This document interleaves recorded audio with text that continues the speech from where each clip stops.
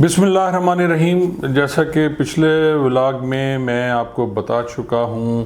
کہ چھلو حسام پولیس مقابلے میں مارا جا چکا تھا۔ رات کو اس نے فائرنگ کی، جوابی فائرنگ میں وہ مارا گیا اور شناخت ہو گیا۔ کیونکہ چھلو حسام کی باڈی کا پوسٹ مارٹم جو کرنا تھا وہ بورڈ نے کرنا تھا، اس لیے اس کی ڈیڈ باڈی کو بھاولپور بھجوا دیا گیا۔ اور اگلے دن جب اس کی ڈیڈ باڈی آئی تو میں نے 2 گاڑیاں اسپیشلی پولیس لائن سے منگوائی تاکہ وہ اس کا جو گاؤں ہے وہاں جا کے اس کی تدفین کی جا سکے اور لا اینڈ آرڈر کا کوئی مسئلہ نہ بنے۔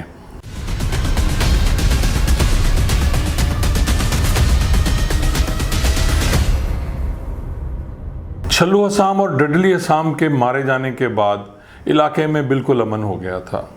واردات کا گراف ایک دم نیچے آ گیا تھا، چوری بھی بالکل بند ہو گئی تھی، ڈکیتی تو کیا ہونی تھی۔ لیکن دوسرا گروپ جو تھا جس میں شفیع ماتم اور حمیدہ فوجی، وہ جلال پور پیروالا کے علاقے میں واردات کر رہے تھے۔ نوشہرہ تھانے کے علاقے کے جو باقی 4 لوگ تھے، جن میں منی ککس تھا،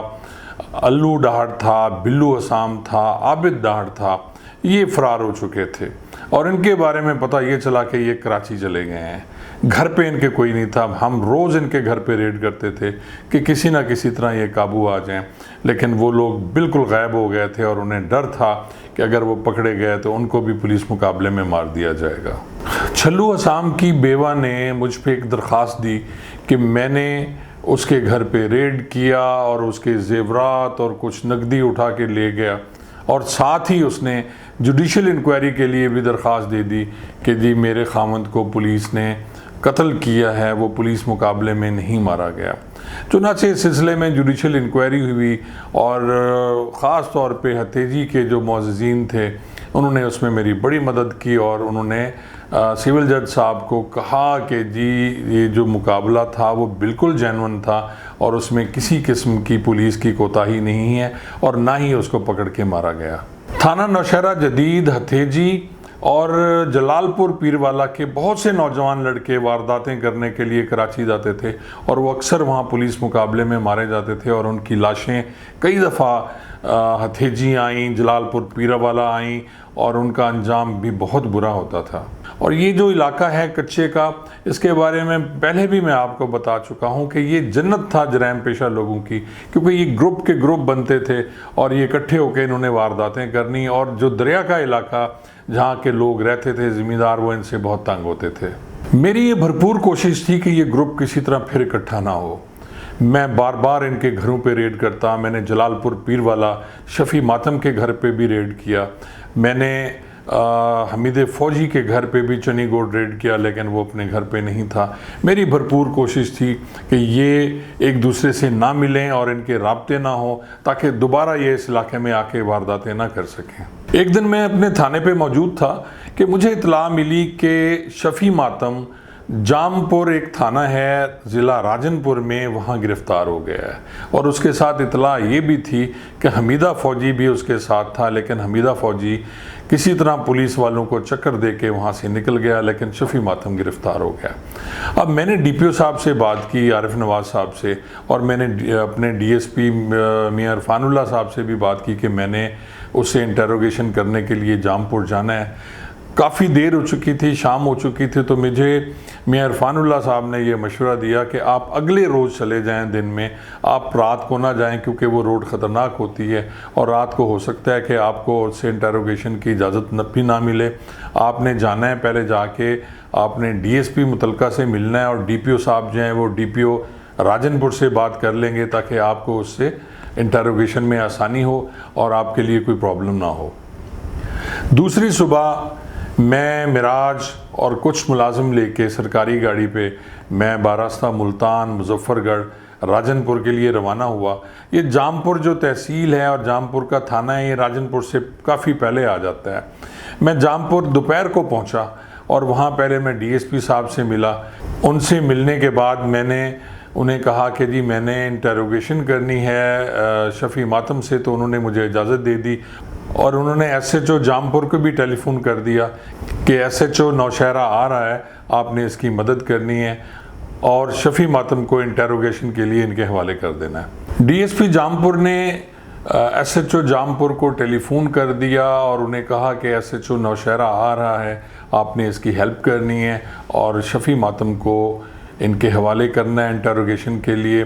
جب میں تھانے پہ پہنچا تو ایس ایچ او صاحب جامپور وہاں تھانے پہ موجود تھے۔ انہوں نے ہمیں چائے پلائی، کھانے کا پوچھا۔ چائے پینے کے بعد کھانے کی کوئی طلب نہیں تھی۔ میں نے کہا جی بس آپ ہمیں کسی طرح شفیع ماتم سے ملوا دیں جو انہوں نے حوالات تھانہ میں رکھا ہوا تھا۔ میں نے اس سے پہلے شفیع ماتم کو نہیں دیکھا تھا۔ شفیع ماتم کی ایک پرانی تصویر دیکھی تھی، لیکن اس شفیع ماتم اور اس تصویر میں زمین آسمان کا فرق تھا۔ شفیع ماتم کی چھوٹی چھوٹی کالی داڑھی تھی، عمر اس کی 55 سال اور سانولا رنگ تھا، تھوڑا سا بھاری تھا۔ جب اسے میرے سامنے لایا گیا تو مجھے دیکھتے ہی اس کا چہرہ زرد ہو گیا،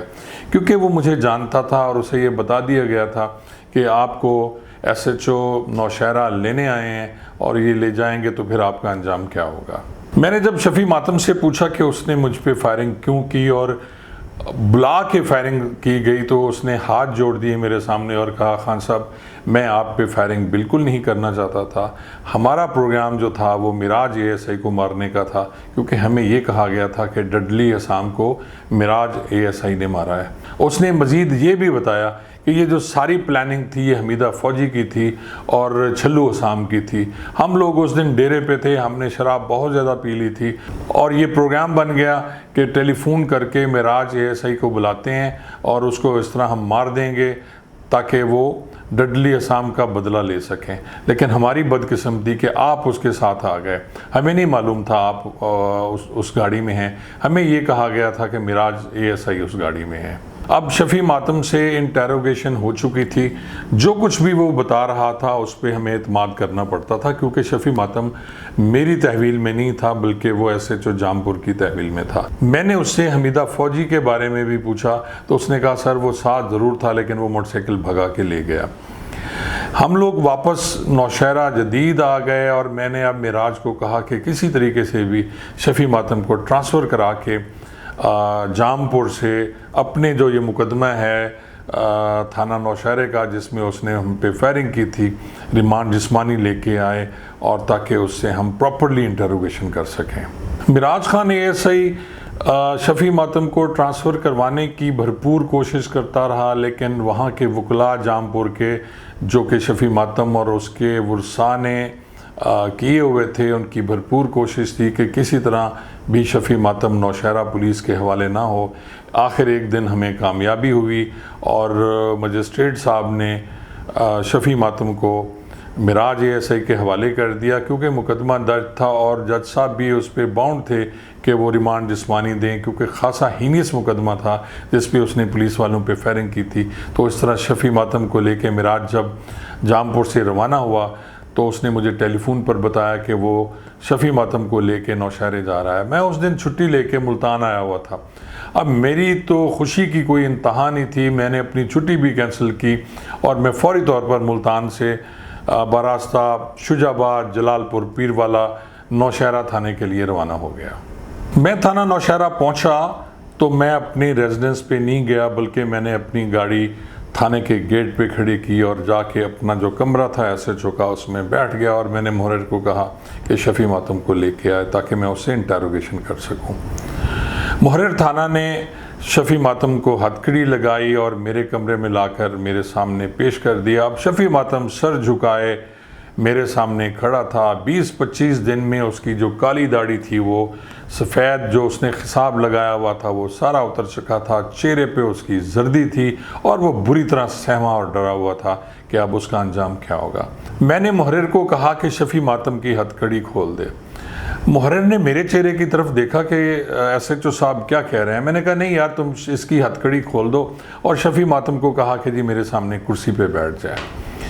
شفیع ماتم نیچے زمین پہ بیٹھ گیا،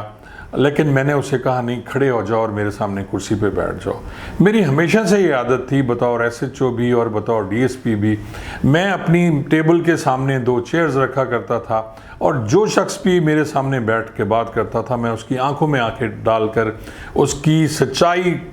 کریدنے کی کوشش کرتا تھا کہ جو یہ شخص بول رہا ہے وہ سچ بول رہا ہے یا جھوٹ بول رہا ہے، کیونکہ مجھے یہ پتہ ہے کہ جو بھی جھوٹ بولتا ہے اس کی آنکھیں اس کا ساتھ نہیں دے رہی ہوتی۔ اب شفیع ماتم میرے سامنے کرسی پہ بیٹھا تھا، سر اس کا جھکا ہوا تھا، اور میرا سوال وہی تھا کہ شفیع ماتم مجھے بتاؤ کہ تم نے مجھ پہ فائرنگ کیوں کی؟ لیکن شفیع ماتم کا بالکل وہی جواب تھا جو اس نے تھانہ جام پور میں دیا تھا۔ اس نے مجھے مزید بتایا کہ نہیں سر، میں آپ پہ بالکل فائرنگ نہیں کرنا چاہ رہا تھا، مجھے یہ پتہ بھی نہیں تھا کہ آپ کی پوسٹنگ ہے یا نہیں ہے۔ حمید فوجی نے یہ سارا پروگرام بنایا، حمید فوجی نے چوکی پہ کال کی، جو چھلو اسام ہے ان دونوں کا پروگرام تھا۔ ہم لوگ بیٹھے دوپہر کو شراب پی رہے تھے، جب سارے ہم نشے میں ٹن ہوئے تو ایک دم پروگرام بن گیا کہ کیوں نہ معراج کو بلوایا جائے اور اسے مار دیا جائے۔ اور پھر حمیدہ فوجی نے چوکی ہتیچی پہ کال کیا، اس کی محرر سے بات ہوئی، اور اس طرح یہ سارا وقفہ ہوا۔ اب کافی حد تک یہ بات کلیئر ہو چکی تھی اور مجھے لگا تھا کہ شفیع ماتم جو ہے وہ سچ بول رہا ہے، لیکن ہم نے مزید ایک دفعہ اس کو انٹیروگیٹ کرنا تھا۔ میں نے محرر تھانے کو بلایا اور کہا کہ جی شفیع ماتم کو لے جا کے حوالات میں بند کر دے اور اس کا خیال رکھے، میں مزید آپ کو بتاؤں گا کہ ہم نے کیا کرنا ہے۔ شام کو میں نے معراج خان ASI کو اپنی رہائش پہ بلوایا، رہائش گاہ پہ۔ شام کو معراج خان ASI کو میں نے اپنی رہائش گاہ پہ بلوایا اور اسے کہا کیوں نہ معراج ہم ایک ڈرامہ کرتے ہیں، اور وہ یہ ہے کہ جی ہم اسی لیے چلتے ہیں شفیع ماتم کو جھانگڑا دریا کے کنارے اور ڈرامہ کرتے ہیں کہ جی ہم اس کو پولیس مقابلے میں مار رہے ہیں، ہو سکتا ہے وہاں جا کے یہ سچ بولتے۔ معراج نے اس بات پہ حامی بھر لی اور اس نے جا کے شفیع ماتم کو کہا کہ جی تم غسل کر لو اور نہا دھو لو، کیونکہ آج رات تمہیں پولیس مقابلے میں مار دیا جائے گا۔ رات کو تقریباً 11 بجے میں تھانے پہ گیا، شفیع ماتم کی آنکھوں پہ پٹی باندھی اور اس کے ہاتھوں میں ہتھکڑی لگا کے اسے بٹھا دیا گیا جو سرکاری گاڑی تھی تھانہ کی، اس کی پچھلی سیٹ پر، اور کچھ ملازم جو میرے اعتماد کے تھے وہ میرے ساتھ تھے، اور معراج بھی میرے ساتھ تھا، اور ہم لوگ جھانگڑا کی طرف روانہ ہو گئے۔ جھانگڑا پل کے ساتھ جا کر وہاں جو دریا ہے وہاں ہم نے گاڑی روک دی۔ رات تقریباً اس وقت ہوں گے 1 یا 1:30 بجے کا وقت ہوگا، اور میں نے معراج کو کہا کہ ایک ڈرامہ پہلے یہ کریں کہ جیلی منی کا قسط بنا کے اسے لے آیا جائے اور اسے برس مارا جائے تاکہ اسے احساس ہو کہ اسے مار دیا گیا ہے۔ معراج کے ملازم کو ہم نے منی کا قسط بنایا اور میں نے زور سے معراج کو کہا کہ معراج منی کا قسط کو لے آؤ، پہلے اس کو مارتے ہیں پھر اس کے بعد ہم نے شفیع ماتم کو مارنا ہے۔ معراج لے کے آ گیا اپنے نوکر کو اور اسے ایک سائیڈ پہ بٹھا کے معراج نے ایک ہوا میں برسٹ مارا کلاشنکوف کا، اور اس نے زور سے چیخ ماری معراج کے نوکر نے، اور ایسا فیل ہوا جیسے اسے برسٹ مارا گیا ہے اور وہ مر گیا ہے۔ تھوڑی دیر بعد میں نے پھر آواز دی کہ معراج اب شفیع ماتم کو لے کے آؤ۔ چاچا عباس کے ہاتھ میں ہتھکڑی تھی اور وہ شفیع ماتم کو لے کے آ گیا۔ شفیع ماتم کلمہ پڑھ رہا تھا زور زور سے، اور اسے میں نے کہا کہ شفیع ماتم اب مجھے بتاؤ کہ اصل کہانی کیا ہے۔ شفیع ماتم نے قسمیں اٹھائیں اور اس نے قرآن کی قسم کھا کے کہا کہ سر بالکل یہی بات ہے